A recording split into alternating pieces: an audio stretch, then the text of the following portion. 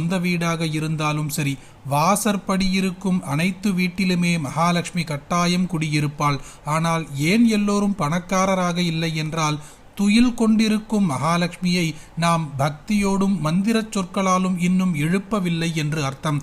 அப்படியாக மகாலட்சுமியை துயில் எழுப்பக்கூடிய மகாலட்சுமி சுப்ரபாத மந்திரத்தை தான் இன்றைய பதிவில் பார்க்க போகிறோம்.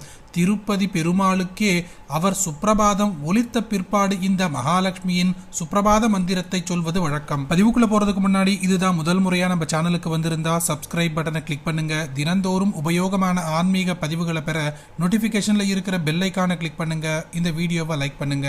ஓம் ஸ்ரீ லக்ஷ்மி ஸ்ரீ மகாலட்சுமி க்ஷீரசாகர கன்யகே उत्तिष्ठ हरिसंप्रीते भक्तानां भाग्यदायिनी उत्तिष्ठोत्तिष्ठ श्रीलक्ष्मी विष्णुवक्षस्थलालये।